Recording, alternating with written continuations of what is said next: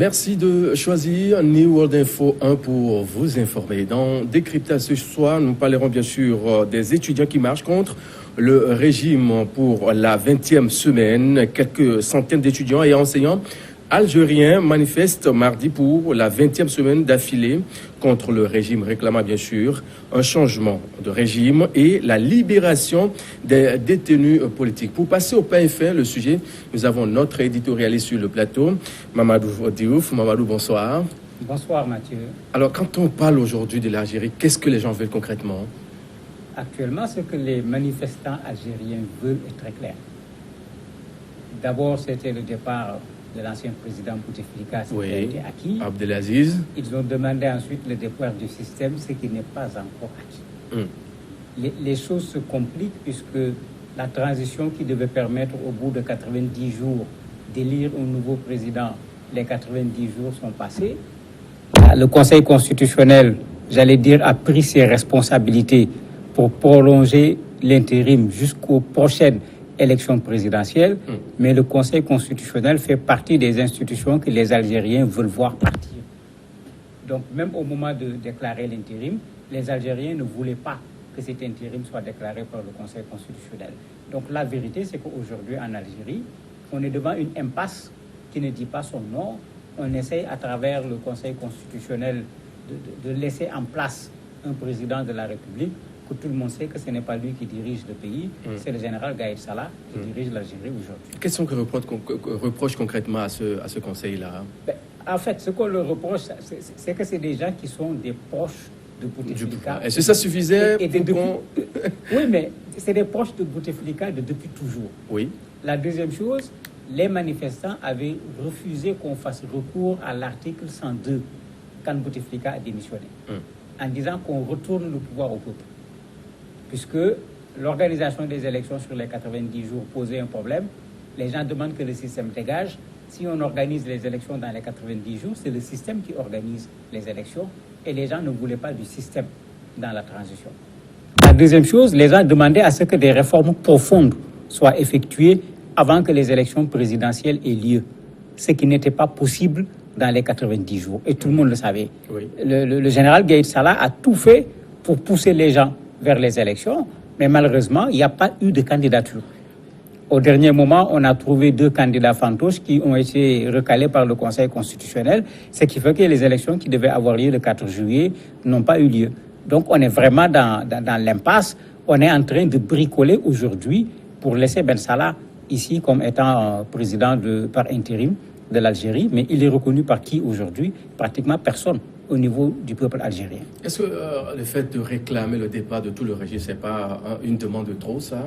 Quand on sait qu'arrivé un moment, il y avait une entente, on a essayé de concilier les partis pour pouvoir organiser une élection dans les règles de l'art comme il le faut, mais on est toujours sur cette soif de voir tout le régime partir et organiser une élection crédible, entre guillemets. Ce n'est pas de trop, parce que curieusement, même le président par intérim, dans sa dernière déclaration, a dit qu'il faut organiser la transition sans l'État et sans l'armée. Parce que c'est cela que le peuple algérien demande. Et c'était curieux même que ça sorte de sa bouche, parce que lui-même, il fait partie du système en tant que tel. Et ce que les Algériens veulent, c'est des réformes d'abord. Les Algériens ne se reconnaissent pas dans cette Algérie actuelle qui est dirigée par 3 entités. Un parti, le FLN, l'État actuel, c'est-à-dire le gouvernement et tout le système qui a été mis en place en termes d'administration, l'armée. C'est de ça que les Algériens ne veulent plus. Même dans les manifestations, ils le disent clairement, ils veulent une Algérie libre, ils veulent une Algérie démocratique. Il y a toujours ce slogan qui est là depuis le départ de Bouteflika, système, dégage, et quand ils disent système, c'est touche. C'est vrai que le général a fait des efforts en arrêtant des gens qui étaient tous des proches de Bouteflika. Il donne raison aux manifestants. Ça veut dire que ces gens qui devaient mener la transition ne sont pas des gens crédibles. C'est des gens qui sont mêlés dans des questions de corruption et autres. Ils donnent raison à la population parce que tous ceux qui ont été arrêtés jusqu'à présent étaient très proches de Bouteflika. Ceux à qui on peut donner cette crédibilité aujourd'hui pour pouvoir organiser une élection crédible comme ils le souhaitent. En fait, il y a plusieurs propositions parce que pendant longtemps, les manifestants ne faisaient pas de propositions. Il y avait juste un rejet des propositions du gouvernement et du général Gaïd Salah.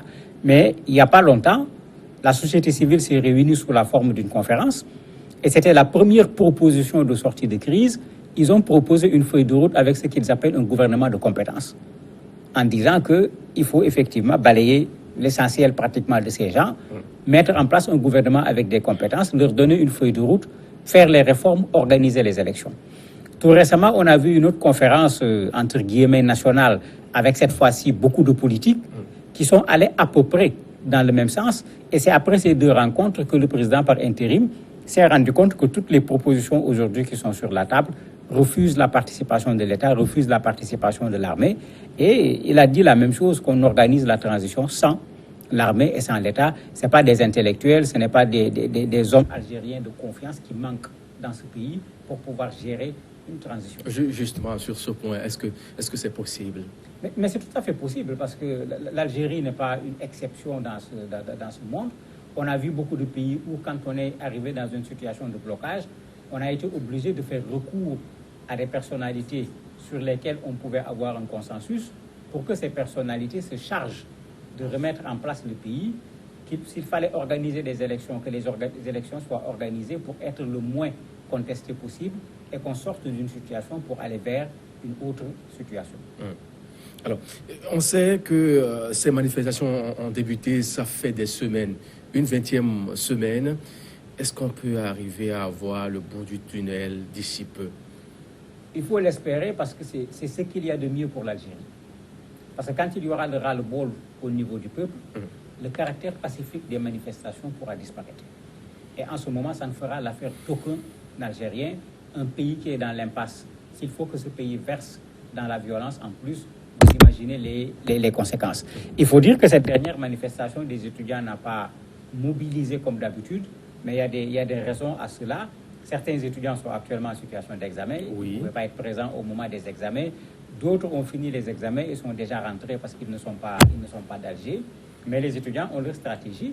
Ils demandent aux gens de continuer les manifestations du mardi, puisque c'est les étudiants et les enseignants qui avaient l'habitude de manifester le mardi dans les wilayas, c'est-à-dire en retournant dans les provinces, que la manifestation de mardi se maintienne. Donc les gens sont dans une logique de continuer dans la mobilisation contre le système. Il y a un autre problème aussi qui se pose, le problème des régionalismes. Oui, parmi les militants arrêtés dont on réclame la libération, il y a ça. En plus du drapeau national, il y a le drapeau berbère également qui a été présenté. Parce que l'Algérie a ses problèmes internes. Il ne s'agit pas seulement de Bouteflika en tant qu'ancien président de la République. Ce problème a toujours existé avec la question de la langue amazigh, que les gens demandent à ce que ça soit reconnu. Hussein Ahmad n'est plus là puisqu'il est décédé. C'était lui le responsable d'un des partis qui avait beaucoup tenu tête, le FFS, au président Bouteflika. Et ses partisans, eux également, sont en train de vouloir s'exprimer dans ce problème algérien global qui consiste à faire partir le système. Ils sont en train de rappeler qu'eux également, ils avaient leurs problèmes à l'intérieur de l'Algérie et on n'en avait jamais tenu compte. D'aucuns disent également que c'est une manipulation qui vient de l'extérieur. Que répondez-vous à ces gens-là? Oh, c'est trop facile. C'est trop facile. Pour le cas de l'Algérie, il faut que les gens se rappellent que ce n'est pas le cas du Soudan, où vous avez un mouvement qui existe depuis 10 ans, qui réfléchit depuis fort longtemps pour aller dans le sens d'organiser la contestation de l'État. Ici, on a été en face d'un mouvement spontané. Et au départ, c'est ça qui avait fait la force. S'il fallait arrêter, on ne sait pas qui arrêter. Mais c'est ça qui avait fait la faiblesse également. S'il fallait que l'État discute avec quelqu'un, on ne savait pas avec qui discuter. C'était parti des réseaux sociaux. Les gens sont sortis, la mobilisation a été énorme. Et les gens ont réussi à maintenir cette mobilisation sans pour autant qu'il y ait une structuration quelque part pour dire c'est nous qui dirigeons les manifestations. Mais tout cela, jusqu'à quand? C'est la grosse question aujourd'hui. Parce que 20 semaines... C'est un scénario un peu à la façon Soudan, où on voit il n'y a pas une suite, une sortie des crises. Malheureusement, il y a des ressemblances. Parce que l'armée algérienne sort de plus en plus fortement au moment d'encadrer les manifestations. C'était le cas pour le mardi. Il y a un encadrement policier extrêmement important. Très violent. Ce qu'il ne faisait pas d'habitude. Ils commencent à jeter des grenades lacrymogènes sur les manifestants, ce qu'ils ne se faisaient pas. Ils essayent d'empêcher la massification des manifestants en bloquant certains pour les empêcher d'arriver. Et le risque, c'est que tout cela puisse dégénérer un jour parce que autant les manifestants seront exaspérés, autant les forces de l'ordre également seront exaspérées et c'est ce qu'il ne faut surtout pas souhaiter pour l'Algérie. Mais finalement, c'est le nombre de Bouteflika qui plane sur le pays en quelque sorte. Oui, mais le monsieur, il n'a plus vraiment... Oui, mais c'est toute la difficulté des régimes qui ont duré. Parce qu'en fait, ça met en place un système, ils ont raison de parler de système, faire partir une personne ne règle pas le problème. Et ça, les Algériens ont très bien compris, de sorte qu'aujourd'hui, tout ce qui a touché à ce système, ils veulent déboulonner tout ce qui a touché à ce système. Et ça rend effectivement les manifestations difficiles, parce que ce qu'ils demandent, ce n'est plus le départ d'une personne, c'est le départ de tout le monde. Tout le monde. Et c'est la raison pour laquelle ce n'est pas facile. Il faut dire qu'ils sont en train de le réussir, parce que le président de l'Assemblée a démissionné, il y a eu des gens qui ont démissionné, 2 anciens premiers ministres ont été mis en prison de façon provisoire, etc. Il y a du résultat, c'est vrai, mais ce qu'ils demandent n'est pas facile également à obtenir, parce que Gaïd Salah, qui doit donner, en fait, fait partie même de ceux qui doivent être arrêtés lors de la dernière manifestation du vendredi. C'est lui qui arrête les gens, mais les gens demandaient à ce que lui-même qu'il soit arrêté.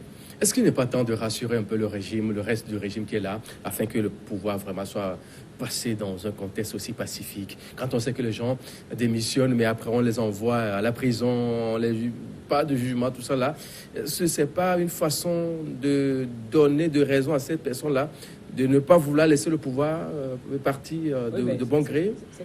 La difficulté, c'est qu'avec ce qui a été commencé, les populations sont d'accord. Mais les populations disent de laisser la transition gérer cela. C'est pourquoi les populations disent que c'est Gaïd Salah qui est là, qui organise les arrestations, alors que lui également, il doit répondre. Donc pour les populations, il faut nécessairement une transition.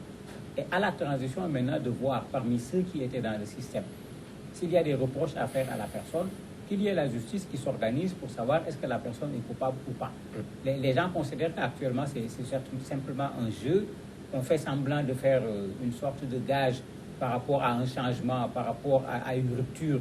Donc, il y a telle personne qui a été accusée de corruption. Tout récemment, le ministre de la Solidarité, on lui reproche des faits qui datent pratiquement du début des années 2000.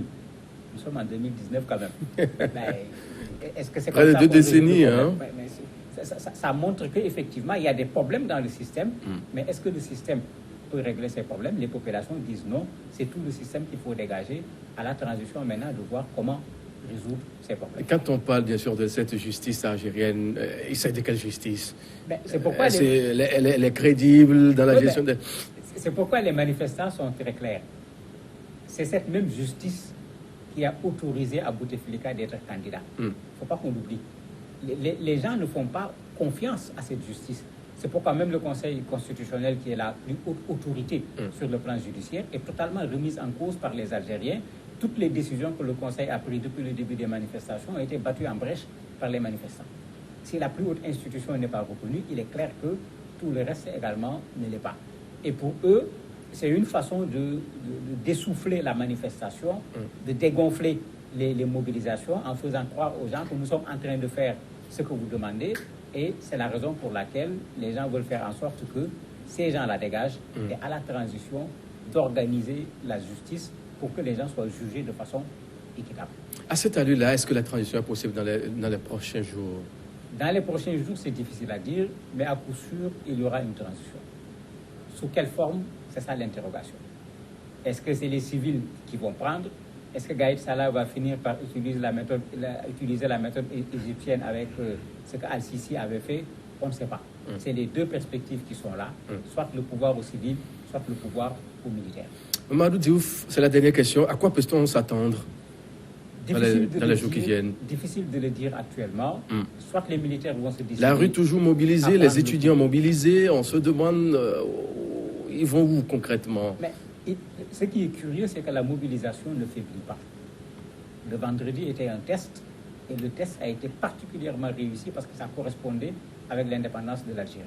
La mobilisation a été énorme. Ce qui veut dire que les gens sont là pour que le système tombe.